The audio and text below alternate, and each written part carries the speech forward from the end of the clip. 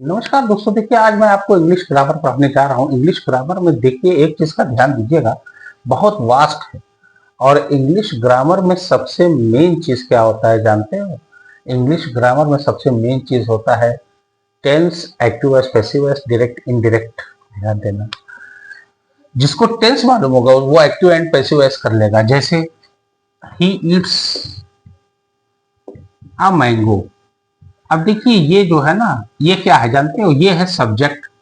पहले सब्जेक्ट होता है, फिर क्या है, ये है वर्ब, मेन वर्ब। ये आर्टिकल होता है, आपको पता ही है, A N the.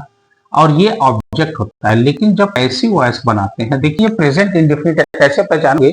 Main verb के साथ एस या एस लगा रहेगा। अगर सिंगुलर फॉर्म में होगा, ही शी या अकेला नाम रहेगा तो एस लगेगा। और अकेला नाम नहीं रहेगा यानी प्लूरल रहेगा, दे रहेगा या यू रहेगा या दो से ज्यादा नाम रहेंगे, तो वहां पर एस भी नहीं लगेगा, सिर्फ ईट रहेगा। लेकिन हाँ, कैसे पहचानोगे? कोई सपोर्टिंग वर्ब है ही नहीं। अब मेन वर्ब का फर्स्ट फॉर्म है ईट, क्या है? फर्स्ट फॉर्म है ईट, एट, ईटन। इसका मतलब ये प्रेजेंट इंडेफिनिट का अफर्मेटिव सेंटेंस है। प्रेजेंट इंडेफिनिट के अफर्मेटिव सेंटेंस में क्या होता है कि तीन सपोर्टिंग वर्ब होते हैं। या तो एक इज होता है, एक होता है एम, एक होता है आर। ध्यान देना। अब चूंकि पीछे से उठाया जाएगा आर्टिकल के साथ, यही ऑब्जेक्ट जो है सब्जेक्ट हो जाता है। अगर हम यहां लिख दिए अ मैंगो, ध्यान देना, अ मैंगो। अब चूंकि मैंगो एक है, हमने कहा था सिंगुलर के साथ लगता है इज, और आई के साथ एम, और प्लूरल के साथ लगता है आर। ध्यान देना, क्योंकि अ मैंगो है, एक मैंगो है, तो ये हो जाएगा इज। उसके बाद मेन वर्ब। अब देखिए मेन वर्ब आ रहा है। जैसे ही आप मैंगो इज लिख लोगे ना, ऑब्जेक्ट, ये सपोर्टिंग वर्ब लग गया। उसके बाद मेन वर्ब का थर्ड फॉर्म, ईट का थर्ड फॉर्म क्या होता है? ईटेन। उसके बाद बाई का यूज लगाना, क्योंकि पैसिव वॉइस में जो है बाई का यूज किया जाता है। ये पैसिव वॉइस है और ये एक्टिव वॉइस है। ध्यान देना। तो बाई। अब ही का क्या हो जाता है? ही का हिम हो जाता है, शी का हर हो जाता है, दे का देम हो जाता है। ध्यान देना, आई का मी हो जाता है। अभी हम जैसे कह दिए I help you, I help you. अब जाहिर सी बात है, इसका हमको, ये एक्टिव वॉइस है और इसका हमको बनाना है पैसिव वॉइस। ध्यान देना, आई हेल्प यू। तो पहले, सबसे पहले पहचानो कि कौन सा टेंस है। ये प्रेजेंट इंडेफिनिट है, क्योंकि कोई सपोर्टिंग वर्ब नहीं है, मेन वर्ब का फर्स्ट फॉर्म है। इसका मतलब ये प्रेजेंट इंडेफिनिट डेफिनेटली 100% है। अगर हेल्प होता, ईडी लग जाता, तो ये सेकंड फॉर्म हो जाता, ये पास्ट इंडेफिनिट हो जाता, और सपोर्टिंग वर्ब लग जाता। अगर सपोर्टिंग वर्ब कोई लगता है, जैसे हैज हैव लग जाए, परफेक्ट में चला जाएगा, प्रेजेंट परफेक्ट में।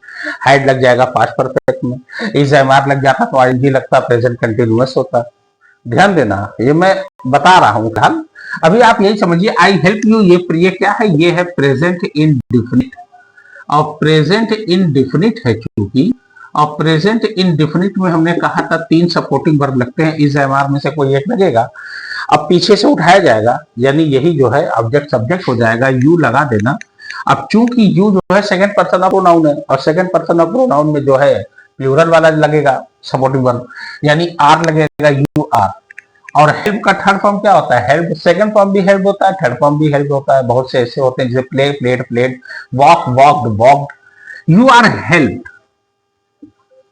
उसके बाद बाई लगा देना। उसके बाद आई का तो मैंने बताया था, मी हो जाएगा। आई जो है मी हो जाएगा। ध्यान देना, यानी सबसे पहले देखिए, इसका रूल्स बता रहा हूं मैं। सबसे पहले सब्जेक्ट होगा, यानी वही सब्जेक्ट जो है, ऑब्जेक्ट जो है सब्जेक्ट हो जाएगा। उसके बाद आप सपोर्टिंग वर्ब लगाओगे, यानी इज, एम, आर में से कोई एक उठाओगे, वो तो इसके ऊपर डिपेंड करेगा। ऑब्जेक्ट यानी जो सब्जेक्ट हो जाएगा।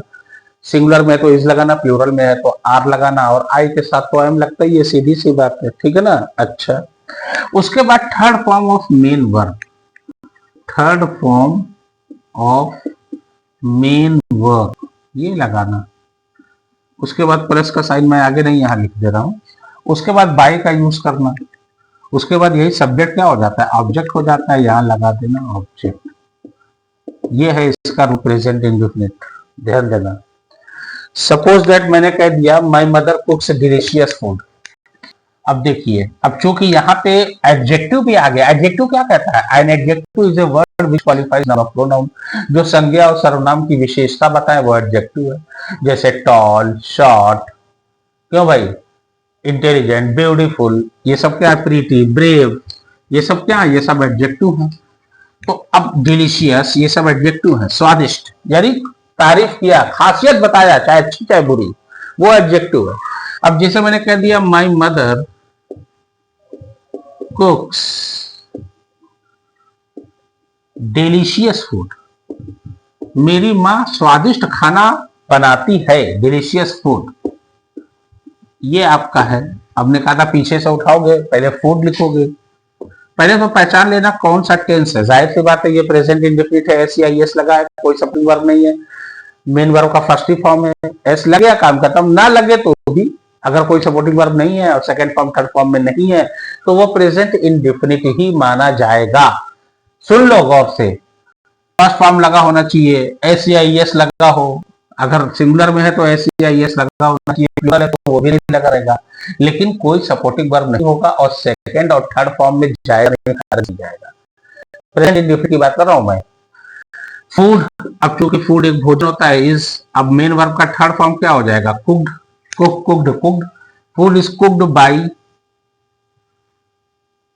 अब चूंकि ओ सॉरी डिलीशियस है, तारीफ जो कर रहा है एडजेक्टिव वो उसके साथ होगा, फूड के साथ, क्योंकि ये डिलीशियस जो है ये फूड के लिए लगा है ना, भोजन का है, स्वादिष्ट है, तो डिलीशियस फूड लगना है यहाँ पे, sorry delicious food, delicious food is cooked by my mother, ये लिखना, डिलीशियस लगा देना, ध्यान देना, दैट्स। अब जैसे आ जाए माई grandfather reads newspaper, my grandfather reads a newspaper, तो कहां से उठाओगे, हमने कहा था आर्टिकल के साथ उठाओगे, अगर कोई खासियत है तो वो उठाओगे या तो आर्टिकल है तो उठाओगे। अ न्यूज़पेपर इज लगाना, क्योंकि न्यूज़पेपर एक इज। रेड का तीनों फॉर्म एक ही होता है, red red red, is red by, by किसके द्वारा, मेरे दादाजी ग्रैंडफादर, तो बाई माई ग्रैंडफादर,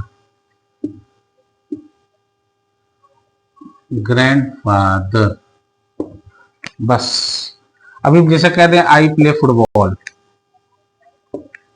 अब आई के साथ देखिए एस या एस नहीं लगता, फर्स्ट पर्सन ऑफ प्रोनाउन, ध्यान देना।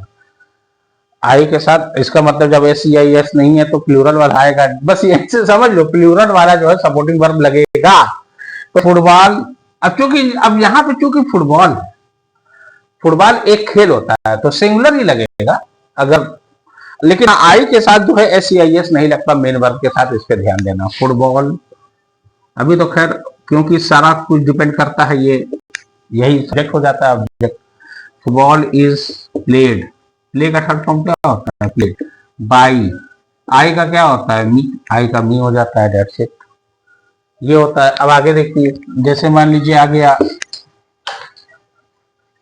आई किल अ स्नेक, आई किल अ स्नेक, मैं एक सांप को मारता हूं, आई किल अ स्नेक, किल्ड नहीं है, मैंने एक सांप को मारा नहीं, आई किल अ स्नेक, आई किल अ स्नेक। अब देखिए आई के साथ तो मैंने कहा था ना एस या एस नहीं लगता मेन वर्ब के साथ, तो आई स्नेक से उठाओगे, आई स्नेक एक सांप है तो इज लगेगा। अब किल का थर्ड फॉर्म क्या होता है, किल्ड बाई मी, बस। जैसे हमने कह दिया शी वॉशेस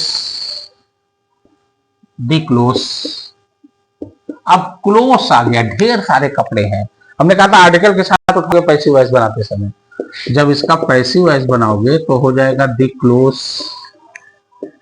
अब चूंकि इस एमआर में से कोई एक लगेगा, क्योंकि ये प्लूरल में है इसलिए आर लगेगा, सीधी सी बात है, द क्लोथ्स आर।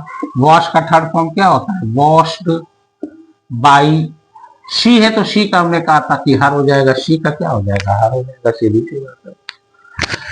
इसी प्रकार से करोगे, कहने का ये मतलब है, ठीक है ना। अब जैसे मान लीजिए सेंटेंस आ जाता है आई ईट बिरयानी,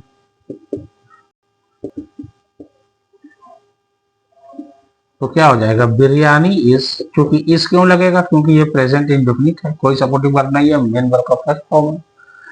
आई के साथ तो मेन वर्ब में एस या एस लगता भी नहीं। बिरयानी इज ईटन बाई मी, काम खत्म हो गया। अब जैसे आ जाए आई complete my work, I complete my work. अब देखिए ध्यान देना, आई कंप्लीट माई वर्क तो लिखोगे माई वर्क, मेरा मेरा काम ना, माई वर्क इज लगेगा, काम एक होता है। कंप्लीट का third form completed, my work is completed by me, that's. इसी प्रकार से करोगे, बहुत इजी है। प्रेजेंट इंडेफिनिट तो बहुत ही इजी है, ध्यान देना बस।